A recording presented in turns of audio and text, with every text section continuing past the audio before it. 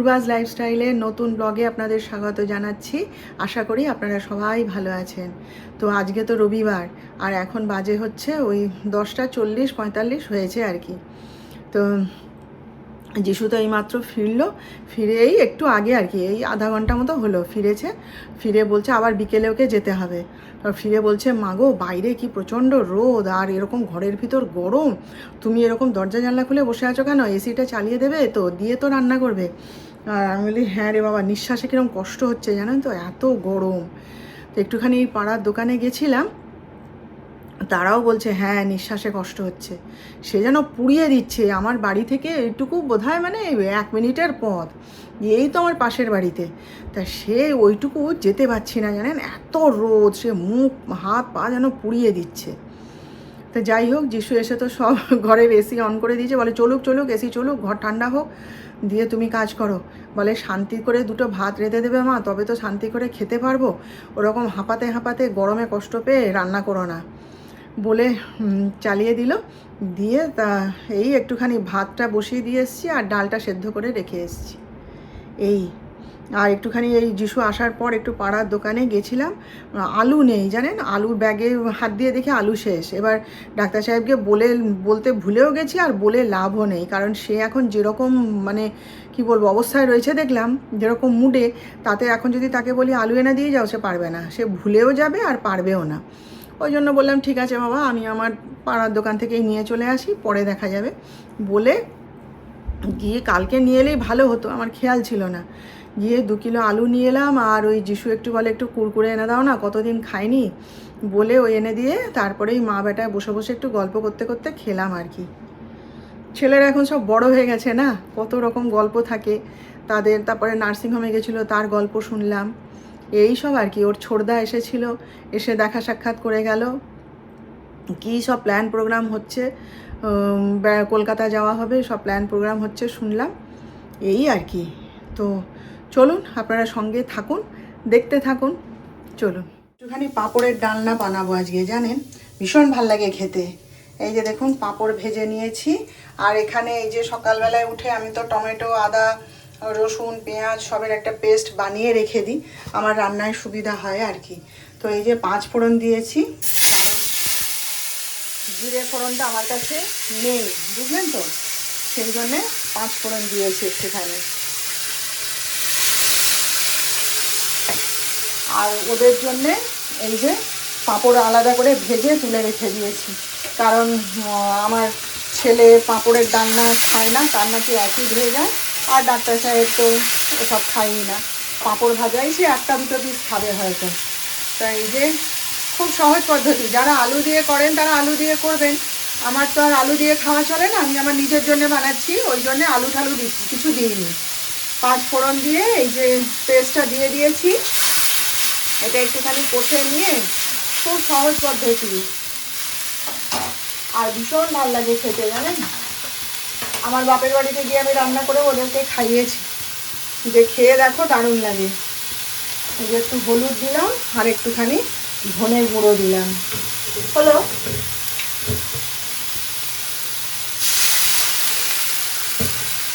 এবার এটা একটু নেড়ে চেড়ে নিয়ে, একটুখানি নেড়ে চেড়ে নিয়ে এর মধ্যে লবণ দিয়ে দেবো, অল্প একটু লবণ, ব্যাস।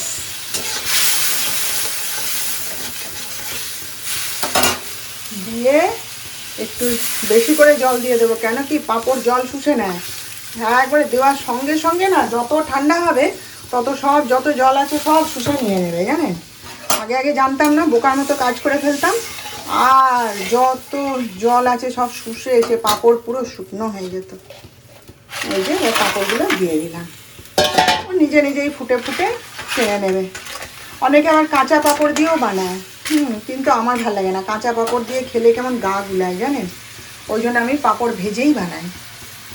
দারুণ লাগে খেতে, দারুণ লাগে। আপনারা আলু দিয়ে বানিয়ে দেখবেন, খুব সুন্দর লাগে খেতে, আমার খুব প্রিয় খাবার। হঠাৎ মনে হলো ওদের জন্য পাঁপড় ভাজতে ভাজতে যে নিজের জন্য একটুখানি পাঁপড়ের ডালনা করে নিই, পেস্ট তো করা আছে। আমাদের ভারত সেবাশ্রমে করে জানেন পাঁপড়ের ডালনা, ওদের কাছে খেয়েছিলাম, তো সেটা ভালো লাগেনি যতটা আমার শাশুড়ি মা আমাকে করে খাইয়েছিলেন আমার বিয়ের পর। আমাকে একদিন বলছেন দাঁড়াও তোমাকে একটা জিনিস করে খাওয়াবো, তুমি খেয়েছো কোনো দিন পাঁপড়ের ডালনা? আমি পাঁপড়ের ডালনা না তো, বলে দাঁড়াও তোমাকে আজকে আমি রান্না করে খাওয়াবো। তখন মা প্রথম প্রথম তখন তো নিজের হাতে রান্না করতেন, বলে পাঁপড়ের ডালনা করে তখন আলু টালু দিয়ে খেতাম, তখন তো আর অসুবিধা ছিল না, তখন আলু দিয়েই খেতাম। এই দেখছেন কেমন পাঁপড়গুলোকে সব টেনে নিল ঝোলের মধ্যে, ও আপনা আপনি সেদ্ধ হয়ে যাবে। তো চলুন এটা হতে থাক, হয়ে গেলে তখন আপনাদের দেখাবো। একটু বৃষ্টির জন্য হাঁসফাঁস করছি আমরা সবাই, দেখুন কি গরম ভাব, বাপরে বাপ চারিদিকে। এই দেখুন, দেখতে পাচ্ছেন কীরকম রোদ। এখন বাজে তো 1:30 নয়, ওই 1:45 মতন হয়েছে আর কি। যাই হোক, রোদটা দেখুন আর গরম ভাব চারিদিকে। বাবা, আমি যিশুর বাইকটা তুলেছে কিনা দেখতে এসছিলাম, দেখুন অবস্থা।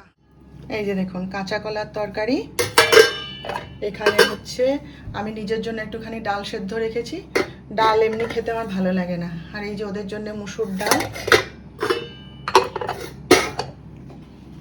এখানে লাল শাক ভাজা, এই যে হচ্ছে পাঁপড়ের ডালনা, আর এটা তো ওদের জন্য পাঁপড় রেখেছি, আর এই যে বেগুন পোড়াটা মাখিয়ে নিয়েছি, আর এখানে এই যে মাছের টক লেবু দিয়ে। ব্যাস রান্না হয়ে গেছে। এবার যিশু কখন খাবে, ডাক্তার সাহেবের কথা জানি না, বলতে পারবো না। খাওয়া দাওয়া শেষ করে দুধটা বসিয়েছি আর একবার, এটা তো আর একবার ফুটাতে হবে, সেই জন্যে এটা ফুটানো হয়ে গেলে মানে আপাতত কাজ শেষ। এখনও ডাক্তার সাহেব খেতে আসেনি, কাজ একবারেই শেষ বলবো না, এখনও সে খেতেই আসেনি। তার খাওয়া দাওয়া সব গুছিয়ে টেবিলে পরিষ্কার করে রেখে এলাম গুছিয়ে, এবার কখন আসবে জানি না। এখন আবার এমনিতেই দেরি করে খেতে আসে, আবার নার্সিংহোমে কাজ হচ্ছে, ফলে আরও দেরি করে আসবে, আর কিছু করার নেই। আর এখানে এই যে কাবলি ছোলার তরকারি বানাবো ওবেলায়, এই যে ভিজিয়ে রাখলাম গরম জলে।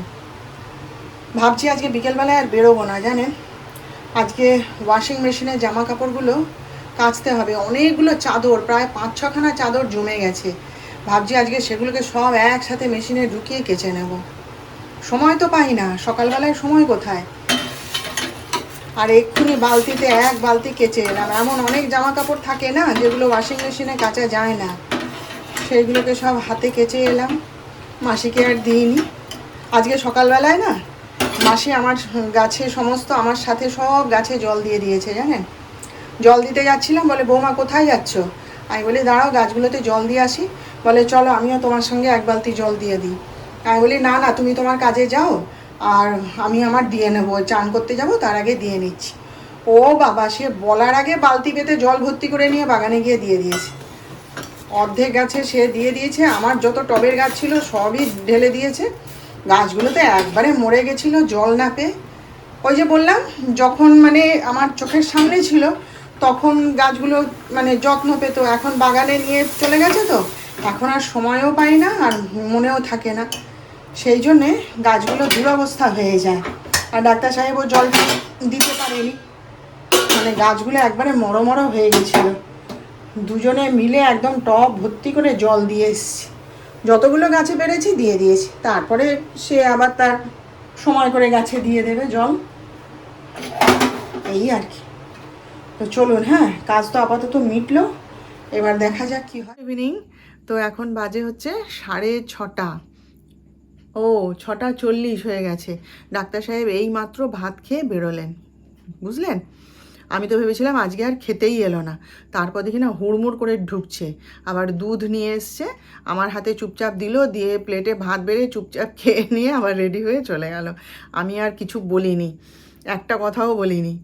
আর যিশু তো সেই 4টে 4:30 এরকম সময় নার্সিংহোমে গেছে, কাজ আছে।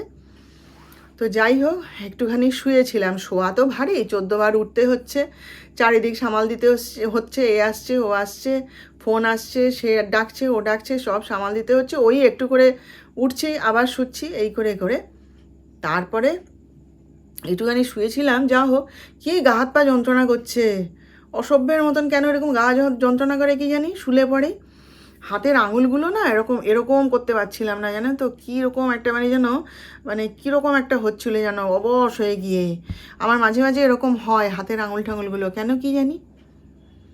আমার অপারেশনের পরে না ওইরকম হয়েছিল জানেন তো, স্পাইনে ইঞ্জেকশান দিয়েছিল তো ওই অপারেশনের পরে ওই 1-1.5 মাস বাদে এরকম না কোমর থেকে নিচ পর্যন্ত পুরো অবশ হয়ে যেত জানেন। সে মানে এমন অবশ হয়ে যেত না, আমি ধপাস করে বসে পড়তাম, মানে পা দুটোয় যেন আর কোনো জোর নেই এরকম হয়ে যেত। আর কীরকম কোমর দিয়ে পা দিয়ে এটা শিরশির শিরশির করে ব্যথা করতো, মানে সে এমন অবস্থা হয়ে যেত আমি কেঁদেই ফেলতাম, বসে বসে কাঁদতাম। তারপরে ওই নির্মলা মাসি ছিল আমার যে কাজের মাসি, মারা গেছে সে এখন, সে বুড়ি মাসি, সেই আমাকে ওই একজনকে ঠিক করে দিল, যে হচ্ছে ওই আমাদের পাড়ারই মেয়ে, ওই পাড়ার মেয়ে, ওই মানে ফিজিওথেরাপি জাতীয় করে আর কি, বডি ম্যাসাজ করে, ফিজিওথেরাপি করে। তো ওকে ওই নির্মলা মাসি আমাকে ঠিক করে দিল, যোগাযোগ করে দিল। তো ওকে ওই 2 মাস মতন ওকে ডেকেছিলাম। তা আমার ওই কোমর থেকে নিচ পোর্শনটা না ওই বডি অয়েল দিয়েই ম্যাসাজ করে দিত। এই সপ্তাহে মানে 2 দিন বাদ বাদ আসতো, এসে ওই মানে কোমর থেকে পা পর্যন্ত ম্যাসাজ করে দিয়ে যেত। তো ওই ম্যাসেজ নিতে নিতে নিতে নিতে না তবে আমি সুস্থ হলাম জানেন তো। ভীষণ উপকার দিয়েছিল ওই ম্যাসেজটা। ডাক্তার সাহেব বলতেন তোমার আসলে 2-2বার স্পাইনে ইঞ্জেকশান হয়েছে তো ওই জন্য তোমার এরকম অবস্থা হচ্ছে। তো ওই মেসেজটা আমাকে খুব উপকার দিয়েছিল। তাই মাঝে মাঝে সেদিন মেয়েটার সঙ্গে আমার রাস্তায় দেখা হয়েছিল, বলছিল হঠাৎ করে আমাকে কি, আমি বলি তোমার কথা তো মনে পড়ে মাঝে মাঝে, বলে বৌদি আমার কিন্তু ফোন নাম্বারটা এখনও সেই আছে। আমি বলি আচ্ছা ভাই, মনে রইল। তা সেই মাঝে মাঝে না চিন্তা করি যে ওকে কি একবার ডাকবো, আমার হাত দুটো আর কোমর থেকে পা দুটো একটু আবার মেসেজ করে দিয়ে যাবে, এমন ব্যথা করে না। ডাক্তার সাহেব বলে ওই সারাদিন দৌড়ে দৌড়ে ছোটাছুটি করছো, রেস্ট নাও না, বসো না তুমি একটুখানি, দৌড়ে দৌড়ে কাজ করছো, ওই জন্য তোমার এরকম হাত পা যন্ত্রণা করে। হতে পারে, জানি না। মাঝে মাঝে মনে করি ওকে ডাকবো, তারপরে ভাবি না থাকবে, এই আর কি। ডাক্তার সাহেবকে সন্ধ্যাবেলা একটু পাঠিয়েছিলাম জানেন ওই আমাদের মায়ের মন্দিরে একটুখানি খোঁজ খবরগুলো নিয়ে আসতে। এমনি পুজো দিয়েছি, মানতের পুজো তো কোনো দিন দিইনি, তাই বলছিলাম যে একটুখানি ওদের অফিসে গিয়ে জিজ্ঞেস করে এসো না কী ব্যাপার, কিভাবে দিতে হয়, কিছু তো জানি না। তাই ডাক্তার সাহেব গেছিলেন। তো ওদের মানে অফিস থেকে আর কি, কমিটি থেকে ওরা ডেট দিয়েছে, তো সেই ডেটে পুজো দিতে হবে আর কি। তো যাই হোক, আগের দিন গিয়ে সব ওদের অফিসে জমা দিয়ে আসতে হবে যা যা আমরা দিতে চাই, আর পরের দিন গিয়ে অঞ্জলি দেব, আর শাড়িটা ওদেরকে দিয়ে আসতে হবে, ওরা মাকে পরিয়ে দেবে। তো ঠিক আছে না, একটা বড় হ্যাপা নামলো জানেন, কিছু তো জানতাম না কিভাবে পুজো দিতে হয়, কি করতে হয়, লোকের মুখে শুনেছি। তো যাই হোক, একটা বড় সমস্যা মিটলো। এবার যেদিন পুজো দিতে যাব সেদিনকে আপনাদেরকে সব জানাবো। হ্যাঁ, এখন আর জানাচ্ছি না, সে যেদিন যাব সেদিনই আপনাদেরকে মায়ের শাড়ি টাড়ি গয়না সব দেখাবো, আর পুজো যে দিতে যাচ্ছি তখন আপনাদেরকে সব মানে আদ্যপান্ত জানাবো আর কি, বুঝলেন তো। যাই হোক, মানতের পুজো বলে রেখে দিতে নেই জানেন। আর এই ডাক্তার সাহেবের জন্য আমার শুধু খালি দেরি হয়ে যাচ্ছে, ওই জন্য এবার নিজেই উদ্যোগ নিলাম। তো এই যে দেখুন, সেই কাবুলি ছোলা ভিজিয়ে রেখেছিলাম না, দেখালাম যে দুপুরবেলা, তাই এই যে কাবুলি ছোলার তরকারি করছি। ওই আর কি, এখনও 10টা বাজেনি, আস্তে আস্তে রান্নাটা শুরু করলাম আর কি। এক এক করে হবে তো, ওদের জন্য তরকারি হবে, তারপরে আমার জন্যে এই দেখুন না, আমার জন্য আলাদা করে ছোলা তুলে রেখে দিয়েছি, এটা আবার বানাবো, ওদের রুটি হবে, আমার ওটসের রুটি হবে, এখন অনেক রান্না। তাই ভাবলাম আস্তে আস্তে করি, রোজ ভীষণ কষ্ট হয় জানেন, হুটোপাটি লেগে যায়, আজকের সময় আছে ওই জন্য ভাবলাম রান্নাটা বসিয়ে দিই। তো চলুন, আপনাদের সঙ্গে তো অনেক গল্প করলাম আজকে সারাদিন, অনেক মনের কথা বললাম। তো যদি ভালো লেগে থাকে একটু আমাকে লাইক, শেয়ার আর সাবস্ক্রাইব প্লিজ করে দেবেন। কালকে আবার আমাদের দেখা হবে নেক্সট ব্লগে নতুন বিষয় নিয়ে। ততক্ষণ আপনারা সবাই ভালো থাকবেন। হ্যাঁ, আর আমার ফেসবুক আর ইনস্টাগ্রামের লিঙ্কটা ডেসক্রিপশান বক্সে তো দেওয়াই থাকে, আপনারা প্লিজ একটুখানি দেখে ফলো করে দেবেন, ঠিক আছে।